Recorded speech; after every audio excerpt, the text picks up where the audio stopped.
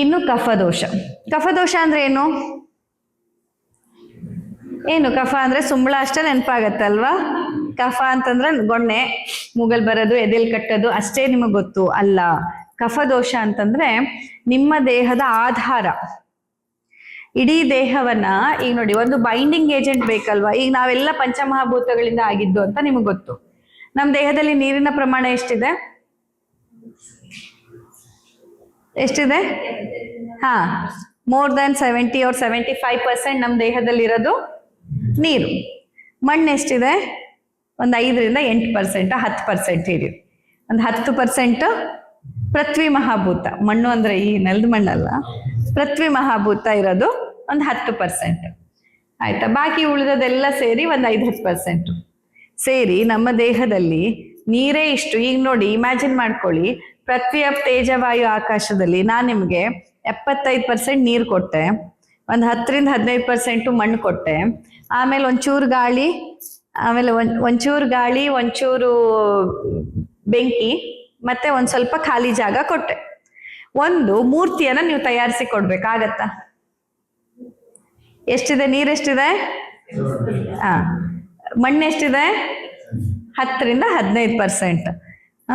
ಗಾಳಿ ಬೆಂಕಿ ಅದನ್ನ ಒಣಗಿಸೋದಕ್ಕೆ ಎಷ್ಟು? ಗಾಳಿ ಬೆಂಕಿ ಒಂದು 5-5% ಅಂತ ಇಟ್ಕೊಳ್ಳಿ. ಹಂಗೆ ಕೊಟ್ಟಾಗ ನಿಮಗೆ ಏನಾಗತ್ತೆ? ಅದನ್ನ ಒಂದು ಮೂರ್ತಿ ಮಾಡ್ಕೊಡಿ ಅಂತ ಹೇಳ್ತೀನಿ, ಮಾಡಕ್ಕಾಗತ್ತಾ? ಆ ಮೂರ್ತಿ ಹರಿಯುತ್ತೆ, ಸಾಂಬಾರಾಗಿರುತ್ತೆ, ಮೂರ್ತಿ ಆಗಲ್ಲ ಅಲ್ವಾ? ಅಷ್ಟೊಂದು ನೀರು ಹಾಕಿದ್ರೆ ಏನಾಗುತ್ತೆ? ಹಾಗಿದ್ರೆ ನಾವ್ ಹಿಂಗ್ ಕೂತಿದೀವಿ, ನಾವ್ ಯಾಕೆ ಹರಿತಾ ಇಲ್ಲ? ಈಗ ನಮ್ಮಲ್ಲಿ 75% ನೀರು ಅಂತಂದ್ರೆ ನಾವಿಷ್ಟು ಗಟ್ಮುಟ್ಟಾಗಿ ನಿಂತಲ್ಲೇ ಹೆಂಗ್ ನಿಲ್ಲಕ್ ಸಾಧ್ಯ? ಕಫದೋಷದಿಂದ. ಈ ವಾತ ಪಿತ್ತ ಕಫದೋಷಗಳಲ್ಲಿ ಕಫದೋಷ ಅನ್ನುವಂಥದ್ದು ನಿಮ್ಮನ್ನ ಬೈಂಡಿಂಗ್ ಏಜೆಂಟ್ ತರ ಕೆಲಸ ಮಾಡುತ್ತೆ. ಪಂಚಮಹಾಭೂತಗಳನ್ನ, ಸಪ್ತ ಧಾತುಗಳನ್ನ ಧಾರಣ ಮಾಡ್ಲಿಕ್ಕೆ ಸಹಾಯ ಮಾಡೋದು ಯಾವುದು? ಕಫದೋಷ.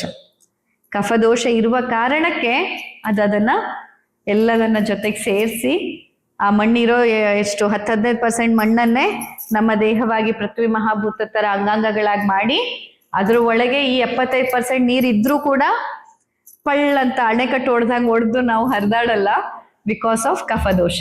ಸೊ ಕಫದೋಷ ಅಂತಂದ್ರೆ ಬರೀ ಗೊಣ್ಣೆ ಅಷ್ಟೇ ಅಲ್ಲ. ಕಫದೋಷ ಅಂದ್ರೆ ನಿಮ್ಮ ಇಡೀ ದೇಹದ ಆಧಾರ ಸ್ತಂಭ. ಅದು ನಿಮ್ಮ ದೇಹದಲ್ಲಿರೋ ಮಾಂಸಖಂಡಗಳು, ನಿಮ್ಮ ದೇಹದಲ್ಲಿರೋ ಬೈಂಡಿಂಗ್ ಮಟೀರಿಯಲ್ಸ್ಗಳು, ಅದೆಲ್ಲವನ್ನ ನಾವು ಕಫದೋಷಕ್ಕೆ ಹೋಲಿಸ್ಬೋದು. ಹೇಗೆ? ಈಗ ಒಂದು ಬಿಲ್ಡಿಂಗ್ ನೋಡಿ, ಈ ಬಿಲ್ಡಿಂಗ್ ಅನ್ನ ಕಟ್ಟು ನಿಲ್ಲಿಸ್ಬೇಕಂತಂದ್ರೆ ಅದ್ರೊಳಗಡೆ ಎಲ್ಲ ಬೈಂಡಿಂಗ್ ಮಟೀರಿಯಲ್ಸ್ ಇರತ್ತಲ್ವಾ? ಇದು ಸಿಮೆಂಟ್ ಇರತ್ತೆ, ಆಮೇಲೆ ಮರಳು ಹಾಕಿರ್ತಾರೆ, ಕಬ್ಬಣ ಹಾಕಿರ್ತಾರೆ, ಇದೆಲ್ಲ ನಾವು ಸೇರಿ ಒಂದು ಸ್ಲ್ಯಾಪ್ ಅಂತ ಹಾಕ್ತಿವಲ್ವಾ? ಕಫದೋಷ ಆ ಕೆಲಸ ಮಾಡೋದು. ಈಗ ನೋಡಿ, ಒಮ್ಮೆ ಸ್ಲ್ಯಾಪ್ ಹಾಕಿದ್ಮೇಲೆ ನೀವು ಅಲ್ಲಿ ಮೇಲೆ ನೀರು ಬಿಟ್ರು ಕೆಳಗೆ ನೀರು ಬೀಳಲ್ಲ, ಚೆಲ್ಲಲ್ಲ. ಅದೇ ತರ ನಮ್ಮ ದೇಹದಲ್ಲಿ ಕಫದೋಷ ಅನ್ನುವಂಥದ್ದು ಸ್ಲ್ಯಾಬ್ ತರ ನಮ್ಮನ್ನ ಹಾಕೊಂಡು ಅದ್ರ ಒಳಗಡೆ 75% ನೀರಿನ ಟ್ಯಾಂಕಿ ತರ, ಗೊತ್ತಾಯ್ತಾ? ಹಾಗಾಗಿ ಕಫದೋಷ ಧಾರಣೆಗೆ ಬೇಕಾದದ್ದು.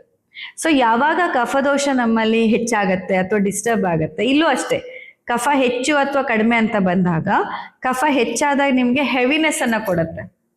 ಹೆವಿನೆಸ್ಸು, ಲೇಸಿನೆಸ್ಸು, ಲೆಥಾರ್ಜಿ, ಆಮೇಲೆ ಒಂದು ಆಲಸ್ಯ ಅಷ್ಟೇ ಅಲ್ಲದೆ ಅದ್ರ ಜೊತೆಯಲ್ಲಿ ನಿಮ್ ದೇಹನೇ ನಿಮಗ್ ಭಾರ ಅನ್ಸೋದು ಅಥವಾ ತೂಕ ಜಾಸ್ತಿ ಆಗೋದು, ಇದೆಲ್ಲ ಕಫದ ವೃದ್ಧಿಯಿಂದ ಆಗುವಂಥದ್ದು. ಅಥವಾ ದೇಹದಲ್ಲಿ ನೀರು ತುಂಬಿಕೊಳ್ಳೋದು, ಕಾಲು ಊತ ಬಂದಂಗ ಆಗೋದು, ಇದೆಲ್ಲ ನಿಮಗೆ ಕಫಜ ವೃದ್ಧಿಯಿಂದ ಆಗೋದು. ಹಾಗೆ ಕಡ್ತನೂ ಬರುತ್ತೆ. ಕಫ ಜಾಸ್ತಿ ಆದ್ರೆ ಏನ್ ಬರುತ್ತೆ? ಕಡ್ತ ಬರುತ್ತೆ, ಮೈಯಲ್ಲೆಲ್ಲ ಕಡ್ತ ಬರುತ್ತೆ. ಅದೇ ಕಫ ಕ್ಷಯ ಆದಾಗ ನಿಮ್ಗೆ ಏನಾಗುತ್ತೆ? ಸ್ಟೆಬಿಲಿಟಿ ಇರಲ್ಲ. ಈಗ ಕೆಲವ್ರು ಹೇಳ್ತಾ ನೋಡಿ, ನಡೀತಾ ನಡೀತಾ ಹೋದಂಗ ಕಾಲ್ ಕಳಚ್ ಬಿದ್ದೋದಂಗ ಆಗತ್ತೆ ಅಂತ. ಕೇಳಿದೀರಾ ಈ ಮಾತನ್ನ? ಮೇಡಮ್, ಸೊಂಟ ಬಿದೋದಂಗ ಆಗತ್ತೆ, ನಿಲ್ಲಕ್ಕಾಗಲ್ಲ ಜಾಸ್ತಿ ಹೊತ್ತು. ಅಥವಾ 4 ಹೆಜ್ಜೆ ನಡೆದ್ರೆ 5ನೇ ಹೆಜ್ಜೆ ನಡೆಯುವಾಗ ಹೇಳ್ತಾರೆ ಗಂಟು ಕಳಚ್ ಬಿದ್ದೋದಂಗ ಆಗತ್ತೆ ಅಂತ. ಕೇಳಿದೀರಾ? ಇದು ಶ್ಲೇಷಕ ಕಫ. ನಿಮ್ಮ ಗಂಟಲ್ಲಿರುವ ಕಫದ ಹೆಸರು ಶ್ಲೇಷಕ ಕಫ. ಆ ಶ್ಲೇಷಕ ಕಫದಲ್ಲಿ ದೃಷ್ಟಿಯಾದಾಗ ಅಥವಾ ಅದರಲ್ಲಿ ಕ್ಷಯ ಆದಾಗ ಏನಾಗತ್ತೆ? ನಿಮ್ಗೆ ಆ ಜಾಯಿಂಟ್ ಅಲ್ಲಿ ಸ್ಟೆಬಿಲಿಟಿ ಇಲ್ಲ ಅನ್ಸತ್ತೆ. ಜಾಯಿಂಟ್ ಏನಾಗತ್ತೆ? ಬಿದೋಗತ್ತೆ, ಶಕ್ತಿಯನ್ನ ತಗೊಳ್ತಾನೆ ಇಲ್ಲ, ಭಾರ ಹೊರ್ತಾ ಇಲ್ಲ ಅಂತ ಅನ್ಸ್ಬಿಡತ್ತೆ ನಿಮ್ಗೆ. ಸೊ ಇದು ಕಫ ಕಮ್ಮಿ ಆದಾಗ ಆಗುವಂಥದ್ದು. ಸೊ ಕಫದಲ್ಲಿ ಅದರಲ್ಲಿ ಕೂಡ ಮತ್ತೆ 5 ಸಬ್ ಟೈಪ್ಸ್ಗಳು ಬರುತ್ತೆ. ಆ ಒಂದು ಬೋಧಕ ಕಫ ಅನ್ನುವಂಥದ್ದು ನಾಲಿಗೆಯಿಂದ ಹಿಡಿದು ನಿಮ್ಮ ಜೀರ್ಣಾಂಗ ಕ್ರಿಯೆಗೆ ಸಂಬಂಧಪಟ್ಟಿದ್ದು. ಹೊಟ್ಟೆಯಲ್ಲಿ ಕ್ಲೇದಕ ಕಫ ಇರುತ್ತೆ. ಕ್ಲೇದಕ ಕಫ ಇರೋ ಕಾರಣಕ್ಕೇನೆ ಆಸಿಡಿಟಿ, ಅಂದ್ರೆ ಈಗ ಆಸಿಡ್ ನಮ್ಮ ದೇಹದಲ್ಲಿ ಪಿತ್ತ ಎಷ್ಟು ಸ್ಟ್ರಾಂಗ್ ಇರುತ್ತೆ ಅಂತಂದ್ರೆ, ಆ ಹೊಟ್ಟೆಯಲ್ಲಿದ್ದಂಥ ಪಿತ್ತವನ್ನ ನೀವು ತೆಗೆದು ಕಬ್ಬಿಣದ ರಾಡ್ ಹಾಕಿದ್ರೆ ಆ ಕಬ್ಬಿಣದ ರಾಡ್ ಕರಗತ್ತಂತೆ ಅದ್ರಲ್ಲಿ. ನಿಮ್ಮ ಹೊಟ್ಟೆಯಲ್ಲಿರೋ ಆಸಿಡ್, ಅದಕ್ಕೆ ಹೇಳುದು ಹೊಟ್ಟೆ ಕಿಚ್ಚು ಅಂದಾಗ ಆ ಹೊಟ್ಟೆ ಉರಿ ಅಂತಾರಲ್ಲ, ಅದು ಎಷ್ಟು ಇರತ್ತೆ ಅಂತಂದ್ರೆ ಹೊಟ್ಟೆಯಲ್ಲಿರೋ ಆಸಿಡ್ ಎಷ್ಟು ಸ್ಟ್ರಾಂಗ್ ಆಗಿರುತ್ತೆ, ಕಬ್ಬಿಣವನ್ನ ಕರಗಿಸುವಷ್ಟು ಸ್ಟ್ರಾಂಗ್ ಆಗಿರುತ್ತೆ. ಆದ್ರೆ ಅದು ನಿಮ್ಮ ಹೊಟ್ಟೆಯನ್ನ ಕರಗಿಸ್ತಾ ಇಲ್ಲ, ಹೊಟ್ಟೆ ತೂತಾಗ್ತಿಲ್ಲ. ಯಾಕೆ ಹೇಳಿ? ಯಾಕೆ? ಅಲ್ಲಿ ಕ್ಲೇದಕ ಕಫ ಇದೆ. ಕ್ಲೇದಕ ಕಫ ಅನ್ನುವಂಥದ್ದೊಂದು ಸ್ಲೈಮಿ ಲೇಯರ್ ಏನ್ ಮಾಡ್ತಿದೆ, ನಮಸ್ತೆ ಬನ್ನಿ ಈ ಚೇರ್ ತಗೊಳ್ಳಿ, ಅಲ್ಲಿ ಇನ್ನೊಂದು ತಗೊಳ್ಳಿ. ಅದೇನ್ ಮಾಡ್ತಾ ಇದೆ, ಕ್ಲೇದಕ ಕಫ ಅನ್ನುವಂಥದ್ದು ನಿಮ್ಮ ಆ ಒಂದು ಮ್ಯೂಕೋಸವನ್ನ, ಸ್ಟಮಕ್ ಲೇಯರ್ ಅನ್ನ ಆ ಆಸಿಡ್ ಇಂದ ಕಾಪಾಡ್ತಾ ಇದೆ. ಇದು ತಗೊಳ್ಳಿ, ಅದು ತಗೊಳ್ಳಿ. ಹಾಗಾಗಿ ನಿಮ್ಗೆ ದೇಹದಲ್ಲಿ ಅಷ್ಟು ಹೀಟ್ ಇದ್ರೂ ಕೂಡ, ಆ ಆಸಿಡ್ ಅಷ್ಟು ಆಸಿಡಿಕ್ ಆಗಿದ್ರೂ ಕೂಡ ನಿಮ್ ಹೊಟ್ಟೆನ ಅದು ಸುಡಲ್ಲ. ಅನ್ಲೆಸ್ ಅಂಡ್ ಅಂಟಿಲ್ ಇನ್ನು ಇರೋಷನ್ಸ್ ಆಗ್ಬೇಕು, ಅಲ್ಸರ್ಸ್ ಆಗ್ಬೇಕು ಅವಾಗ. ಯಾಕಂದ್ರೆ ಅವಾಗ ಅಗೇನ್ ಅಲ್ಲಿ ಕ್ಲೇದಕ ಕಫ ಕ್ಷಯ ಆಗಿರುತ್ತೆ. ಹೊಟ್ಟೆಯಲ್ಲಿ ಕ್ಲೇದಕ ಕಫ ಕ್ಷಯ ಆದಾಗ, ರೆಕಾರ್ಡಿಂಗ್ ಕೊಡ್ತೇನೆ, ಕ್ಲೇದಕ ಕಫ ಕ್ಷಯ ಆದಾಗ ಏನಾಗುತ್ತೆ, ಅಲ್ಲಿ ಅಲ್ಸರ್ಸ್ ಆಗೋದು, ಹೊಟ್ಟೆಯಲ್ಲಿ ಹುಣ್ಣಾಗೋದು, ಅಥವಾ ಟ್ಯೂಮರ್ಸ್ಗಳಾಗಿ ಗಡ್ಡೆಗಳಾಗಿ, ಹೇಳ್ತಾರೆ ಕೆಲವರೆಲ್ಲ ತೂತಾಗ್ಬಿಟ್ಟಿದೆ ಅಂತೆ ಕರಳಲ್ಲಿ. ಕೇಳಿದ್ದೀರಾ ಈ ಮಾತು? ಹೊಟ್ಟೆ ತೂತಾಗ್ಬಿಟ್ಟಿದೆ ಅಂತೆ ಸ್ಟಮಕ್ ಲೇಯರ್ ಅಲ್ಲಿ ಅನ್ನೋದಂಥದ್ದೆಲ್ಲ ಯಾವಾಗ ಆಗತ್ತೆ ಅಂದ್ರೆ ಕ್ಲೇದಕ ಕಫ ಅದನ್ನ ರಕ್ಷಣೆ ಮಾಡದಿದ್ದಾಗ ಮಾತ್ರ. ಸೊ ಕಫ ಅನ್ನೋದು ಕೇವಲ ಗೊಣ್ಣೆ ಅಷ್ಟೇ ಅಲ್ಲ. ಕಫ ಅಂದ್ರೆ ಬರೀ ನಿಮ್ಮ ಅಲರ್ಜಿ, ಶೀತ, ಕೆಮ್ಮು ಇಷ್ಟೇ ಅಲ್ಲ, ಶ್ವಾಸಕೋಶಕ್ಕೆ ಸಂಬಂಧಪಟ್ಟಿದ್ದಷ್ಟೇ ಅಲ್ಲ. ಕಫ ಅನ್ನುವಂಥದ್ದು ನಿಮ್ಮ ಜಾಯಿಂಟ್ಸ್ ಅಲ್ಲಿ ಇದೆ, ನಿಮ್ಮ ಜೀರ್ಣಕ್ರಿಯೆಯಲ್ಲಿ ಇದೆ, ನಿಮ್ಮ ಬ್ರೇನ್ ಅಲ್ಲಿ ಇದೆ ತರ್ಪಕ ಕಫ ಅಂತ. ಆ ತರ್ಪಕ ಕಫ ಇಲ್ಲ ಅಂತಂದ್ರೆ ನಿಮ್ಗೆ ಸ್ಟೆಬಿಲಿಟಿನೇ ಇರಲ್ಲ. ಕಫ ಯಾವತ್ತು ಹೇಳಿದ್ನಲ್ವ, ಧಾರಣ ಶಕ್ತಿ ಅಂದ್ರೆ ಒಂದು ಸ್ಥಿರತೆಯನ್ನು ಕೊಡಕ್ಕೆ ನಿಮ್ಗೆ ಕಫ ಬೇಕು.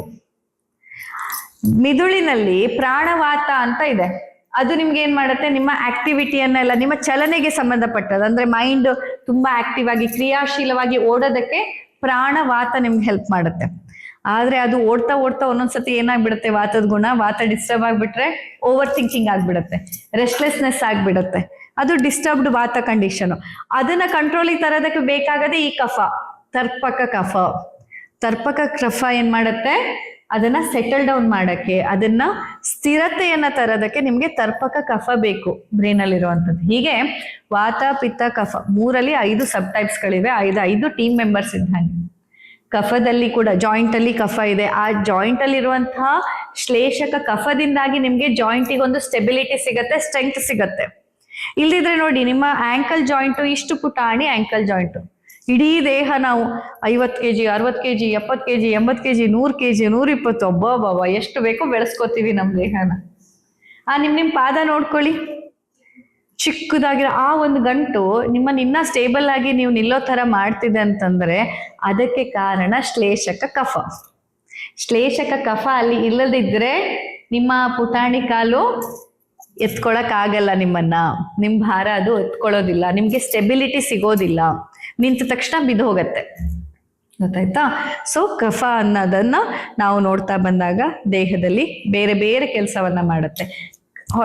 ಶ್ವಾಸಕೋಶದಲ್ಲೂ ಇದೆ ಅವಲಂಬಕ ಕಫ. ಆ ಅವಲಂಬಕ ಕಫ ಮಾತ್ರ ನಾವು ನೋಡೋದು, ಈ ಕಫ ಮಾತ್ರ ಅನ್ಕೊಂಡ್ಬಿಡ್ತಾರೆ ಜನರಲ್ ಪಬ್ಲಿಕ್ ಅಲ್ಲಿ. ಕಫ ಅಂದ್ರೆ ಈ ಕಫ, ಗಂಟ್ಲಲ್ಲಿ ಬರೋ ಕಫ ಅಷ್ಟೇ ಕಫ ಅಂತ ಅಲ್ಲ. ಸಂಸ್ಕೃತದ ಕಫಕ್ಕೂ ಕನ್ನಡದ ಕಫಕ್ಕೂ ವ್ಯತ್ಯಾಸ ಇದೆ. ಸಂಸ್ಕೃತದ ಕಫ ಅಂದಾಗ ಇದೆಲ್ಲ ಬಂತು. ಇವಾಗ ಹೇಳಿ, ಎಲ್ಲೆಲ್ಲಿ ಕಫ ಇರುತ್ತೆ? ಮಿದುಳಿನಿಂದ ಹಿಡಿದು, ಹೊಟ್ಟೆಯಿಂದ ಹಿಡಿದು, ಕಾಲ್ ಗಂಟುಗಳ ತನಕ ಶ್ವಾಸಕೋಶದಲ್ಲಿ ಎಲ್ಲಾ ಕಡೆಯಲ್ಲಿ ಕಫ ಇರುತ್ತೆ. ಗೊತ್ತಾಯ್ತಾ? ಸೊ ಈ ಕಫ ನಮ್ಗೆ ಧಾರಣೆಗೆ, ಸ್ಥಿರತೆಗೆ. ಸೊ ನಿಮ್ಗೆ ಓವರ್ ಥಿಂಕಿಂಗ್ ಇಂದ ಹೊರ ಬರ್ಬೇಕಂದ್ರೆ ನಿಮ್ಮಲ್ಲಿ ಸ್ಥಿರತೆ ಬೇಕು. ಸ್ಥಿರತೆ ಬೇಕು ಅಂದ್ರೆ ಕಫ ಬೇಕು. ಗೊತ್ತಾಯ್ತಾ? ಸೊ ಕಫ ಹಾಗಾದ್ರೆ ಹೆಚ್ಚಾದಾಗ, ಕಡಿಮೆ ಆದಾಗ ಈ ಲಕ್ಷಣಗಳು. ಹಾಗಿದ್ರೆ ಯಾವ್ಯಾವ ಕಾರಣಗಳಿಂದ ಇದು ಹೆಚ್ಚಾಗತ್ತೆ? ಯಾರು ಹಗಲ್ ನಿದ್ದೆ ಮಾಡ್ತಾರೆ ಅವರಲ್ಲಿ ಕಫ ಜಾಸ್ತಿ ಡಿಸ್ಟರ್ಬ್ ಆಗತ್ತೆ. ಹಗಲ್ ನಿದ್ದೆ ಯಾರ್ಯಾರು ಮಾಡ್ತಿರಲ್ಲ ಅವರಲ್ಲಿ ಈ ಕಫ ಡಿಸ್ಟರ್ಬ್ ಆಗತ್ತೆ. ಆಯುರ್ವೇದ ಏನ್ ಹೇಳತ್ತೆ ಗೊತ್ತಾ? ದಿವಾ ಸ್ವಪ್ನ ಪ್ರಸಕ್ತಾಶ್ಚ ವರಾಹ ಇವ ಪುಷ್ಯತಿ ಅಂತ ಹೇಳ್ತದೆ. ಅಂದ್ರೆ ದಿವಾ ಸ್ವಪ್ನ ಪ್ರಸಕ್ತ, ಯಾರು ಹಗಲು ನಿದ್ದೆಯನ್ನ ಮಾಡ್ತಾರೋ ಅವರು ವರಾಹದ ರೀತಿಯಲ್ಲಿ ಬೆಳೆಯುತ್ತಾರೆ ಅಂತ. ವರಾಹ ಅಂದ್ರೆ ಗೊತ್ತಾ? ಗೊತ್ತಲ್ವಾ? ಈಗ ಅದು ಬೆಳೆಯೋದು ಹೆಂಗೆ ನೋಡಿ. ಏನ್ ತಿನ್ನತ್ತೆ ವರಾಹ? ಸಿಕ್ಕಿದ್ದೆಲ್ಲ ಅನ್ನಕ್ಕಿಂತ ಗಲೀಜೆ ತಿನ್ನೋದು.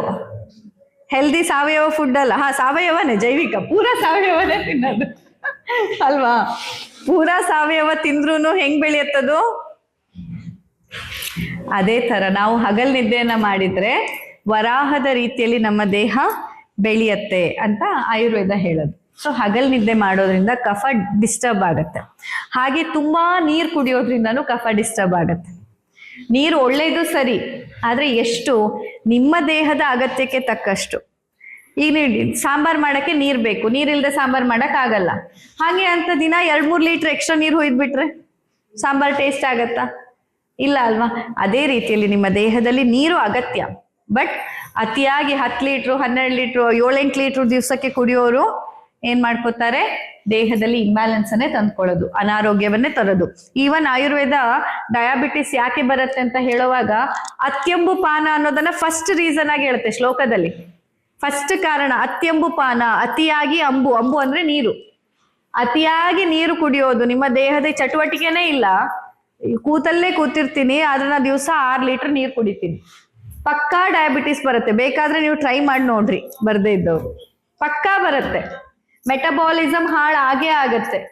ಮಿಕ್ಸಿಲಿ ನೀವು ಚಟ್ನಿ ಮಾಡುವಾಗ ನೀರ್ ಹಾಕ್ತೀರಾ, ಒಂದೇ ಸತಿ ಅರ್ಧ ಮಿಕ್ಸಿ ನೀರ್ ಹಾಕೊಂಡು ಆಮೇಲೆ ಮಿಕ್ಸಿ ಮಸಾಲ ಹಾಕಿ ರುಬ್ಬಿ ಏನಾಗತ್ತೆ? ಫುಲ್ ಹಾರ್ಬಿಡತ್ತೆ. ಅದೇ ತರ ನಿಮ್ ದೇಹದಲ್ಲಿ ಏನಾಗತ್ತೆ? ಅತಿಯಾದ ನೀರನ್ನ ಕುಡಿಯೋದ್ರಿಂದ ಕಫಜ ದೃಷ್ಟಿ ಆಗತ್ತೆ. ಅತಿಯಾಗಿ ಈ ಒಂದು ಲೋವರ್ ಫ್ರೀಕ್ವೆನ್ಸಿ ಇಮೋಷನ್ಸ್ಗಳು, ಯಾರಲ್ಲಿ ಕೀಳರಿಮೆ ಜಾಸ್ತಿ ಅವರಲ್ಲಿ ಕಫಜ ದೃಷ್ಟಿ ಆಗತ್ತೆ. ಯಾರಲ್ಲಿ ಸ್ವಲ್ಪ ಆಲಸ್ಯ ಜಾಸ್ತಿ, ಕಫ ಜಾಸ್ತಿ ಆಗತ್ತೆ. ಅಂಡ್ ಕಫ ಹೆಚ್ಚಿದ್ದವರಲ್ಲಿ ಆಲಸ್ಯ ಜಾಸ್ತಿ. ಇದೊಂಥರ ಚಕ್ರವ್ಯೂಹ.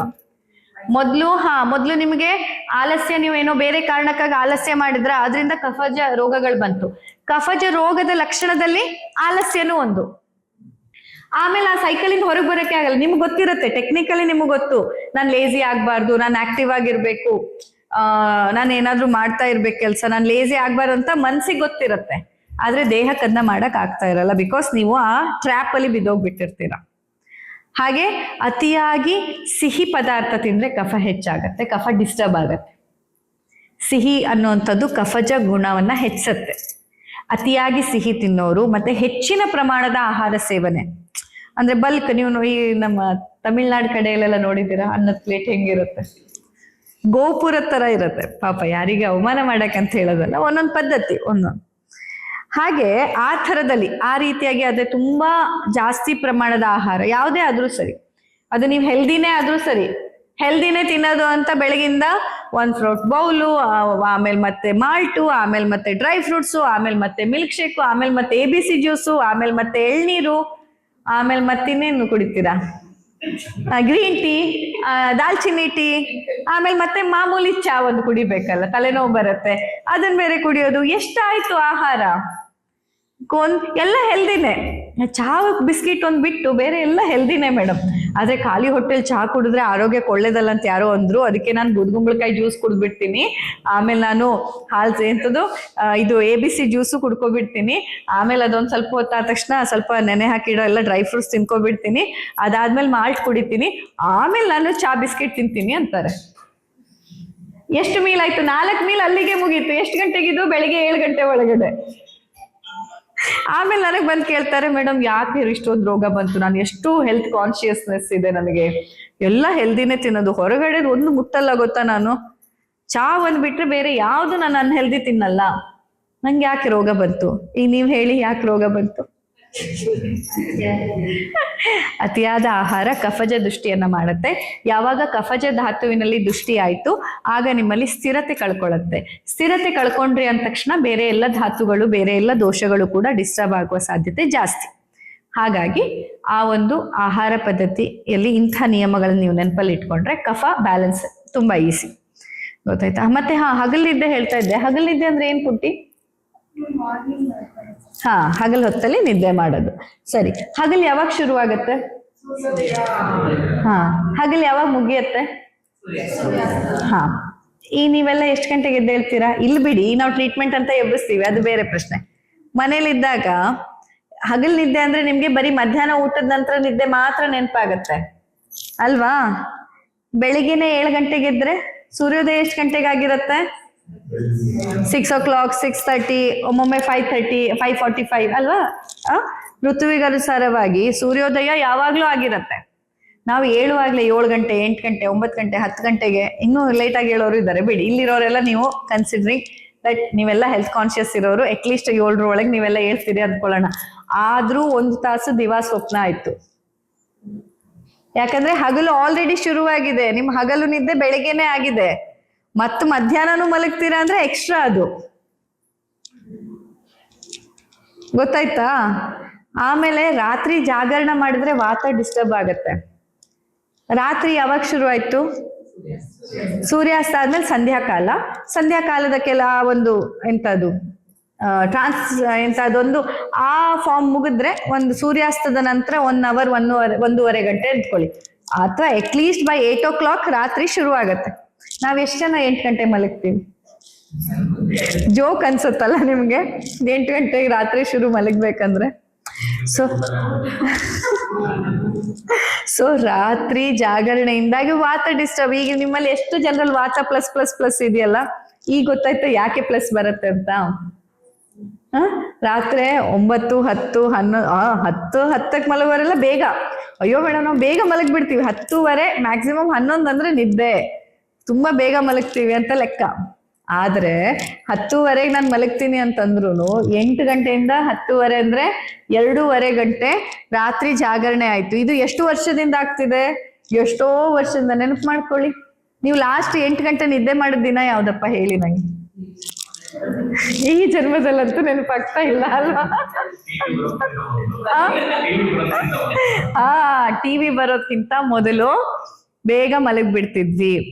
ಆಗ ಅದಕ್ಕೆ ನೋಡಿ, ಆಗ ಆಸ್ಪತ್ರೆಗಳ ಸಂಖ್ಯೆ ಕಡಿಮೆ ಇತ್ತು, ಡಾಕ್ಟರ್ಸ್ಗಳು ಕಡಿಮೆ ಇದ್ರು, ಹೆಲ್ತ್ಗೆ ಬೇಕಾದ ಫೆಸಿಲಿಟೀಸ್ಗಳು ಹಾಗೂ ಹೆಲ್ತ್ ಬಗ್ಗೆ ಇರೋ ಅವೇರ್ನೆಸ್ಸು ಕಡಿಮೆ ಇತ್ತು, ಆದ್ರೆ ಹೆಲ್ತ್ ಚೆನ್ನಾಗಿತ್ತು.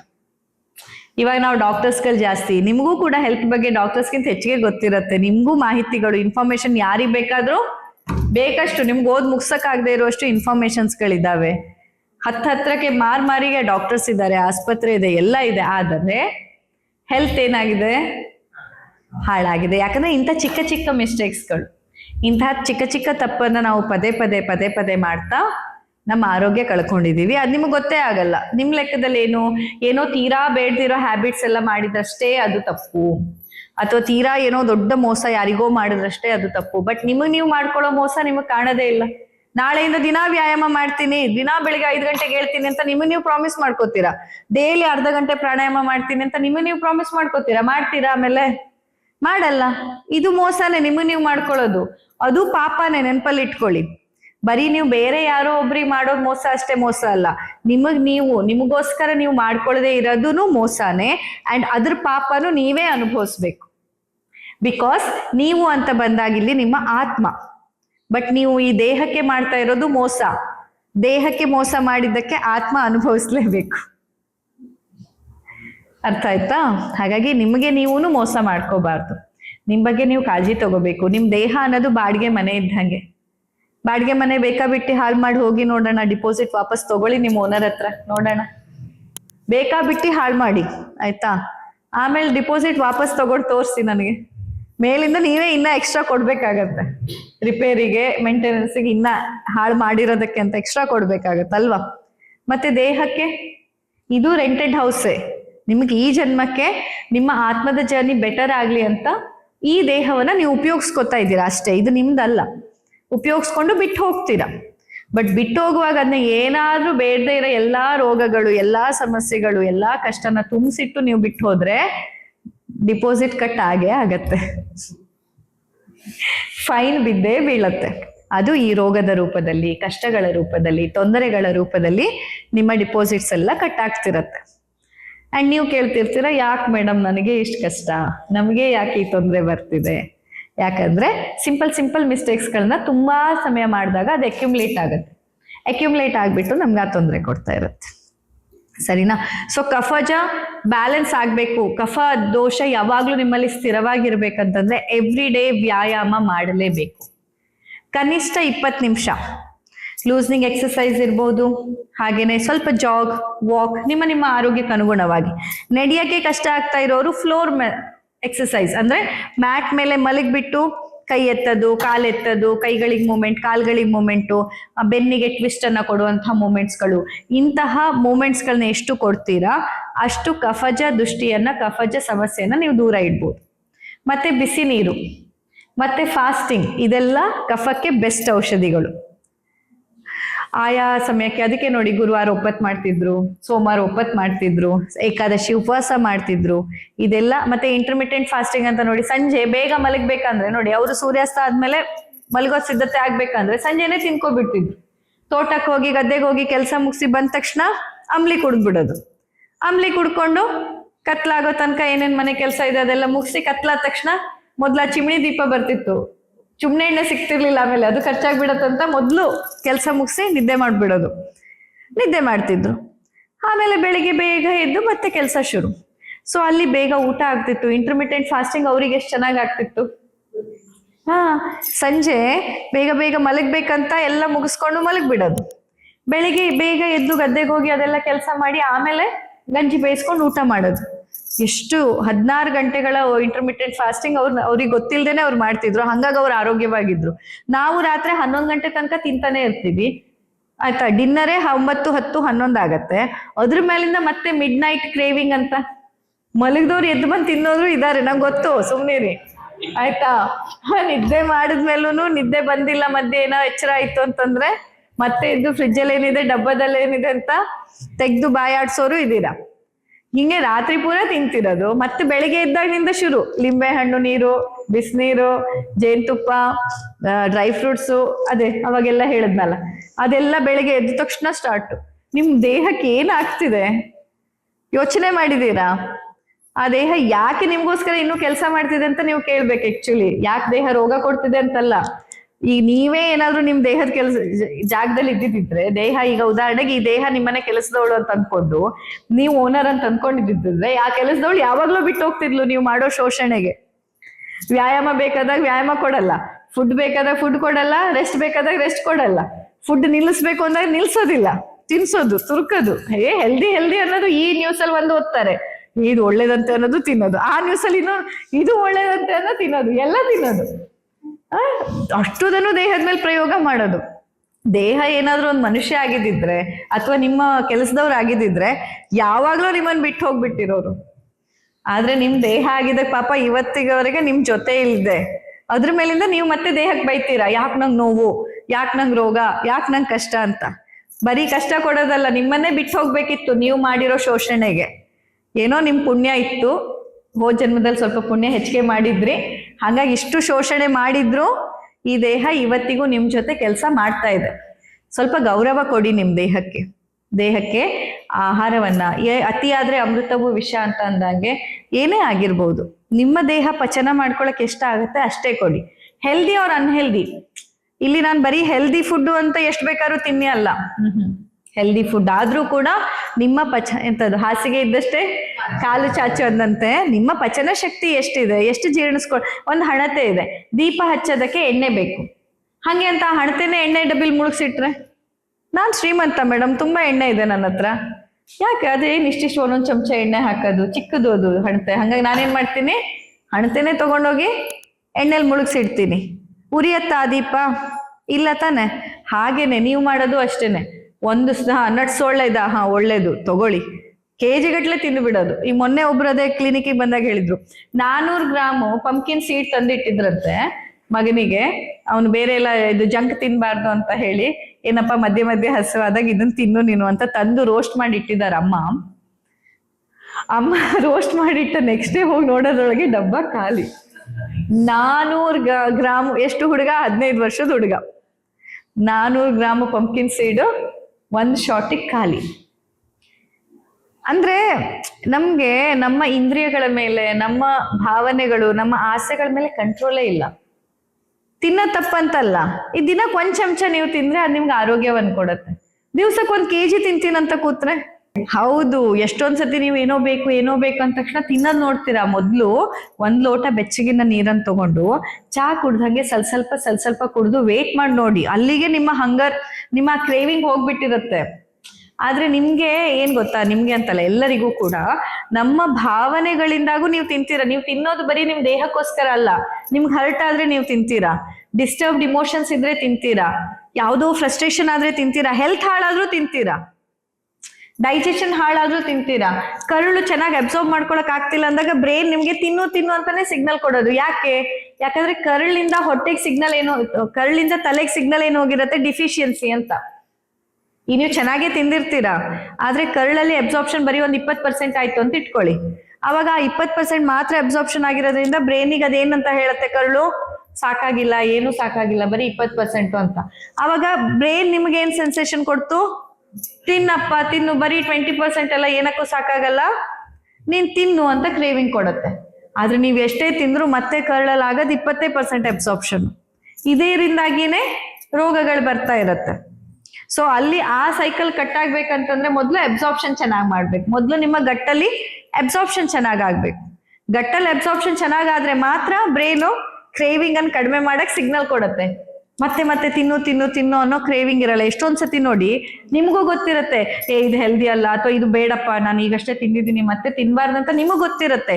ಆದ್ರೂ ನಿಮ್ ತಲೆ ಬಿಡೋದೇ ಇಲ್ಲ, ಏನಾದ್ರೂ ತಿನ್ನು, ಇಲ್ಲ ನಾಳೆಯಿಂದ ಮಾಡೋಣ, ಈಗ ತಿನ್ಬಿಡು, ನೆಕ್ಸ್ಟ್ ಟೈಮ್ ಬೇಕಾದ್ರೆ ಕಂಟ್ರೋಲ್ ಮಾಡೋಣ, ಈಗೇನ್ ಮಾಡೋಣ, ತಿನ್ಬಿಡೋಣ. ಯಾಕೆ ಅಂತಂದ್ರೆ ಇದು ಏನನ್ನ ಸೂಚನೆ ಮಾಡುತ್ತೆ, ಇದು ಕೇವಲ ನಿಮ್ಗೆ ನಿಮ್ಮ ಇಮೋಷನ್ಸ್ ಮೇಲೆ ಕಂಟ್ರೋಲ್ ಇಲ್ಲ ಅಂತಲ್ಲ, ನಿಮ್ಮ ಗಟ್ಟಷ್ಟು ಹಾಳಾಗಿದೆ ಅಂತ ಅರ್ಥ. ನಿಮ್ಮ ಗಟ್ಟಲ್ಲಿ ಅಬ್ಸಾರ್ಪ್ಷನ್ ಅಷ್ಟು ಲೋ ಆಗಿದೆ. ಹಾಗಾಗಿ ನಿಮ್ಮ ತಲೆ ನಿಮ್ಗೆ ಅಷ್ಟು ಸಿವಿಯರ್ ಆಗಿ, ಅಷ್ಟು ಸ್ಟ್ರಾಂಗ್ ಆಗಿ ಹೇಳ್ತಾ ಇದೆ ತಿನ್ನು ಅಂತ. ಸೊ ಇದಕ್ಕೆ ಅದರಿಂದಾಗೂ ಹಾಗಾಗತ್ತೆ. ಇನ್ಸುಲಿನ್ ರೆಸಿಸ್ಟೆನ್ಸ್ ಇಂದಾನು ಆಗದಷ್ಟೇ, ಅಬ್ಸಾರ್ಪ್ಷನ್ ಚೆನ್ನಾಗಾಗತ್ತೆ. ಸೊ ಅವಾಗ ಏನ್ ಮಾಡಿ ಅಂದ್ರೆ, ಸ್ವಲ್ಪ 1 ಲೋಟ ಬಿಸಿನೀರನ್ನು ತಗೊಂಡು ಸ್ವಲ್ಪ ಕುಡಿದು ನೋಡಿ, ನಿಮ್ಗೆ ಗೊತ್ತಾಗತ್ತೆ, ಬೆಟರ್ ಫೀಲ್ ಆಗ್ತಾ ಬರತ್ತೆ. ಸರಿನಾ? ಸೊ ಇದಿಷ್ಟು ಕಫದೋಷದ ಬಗ್ಗೆ.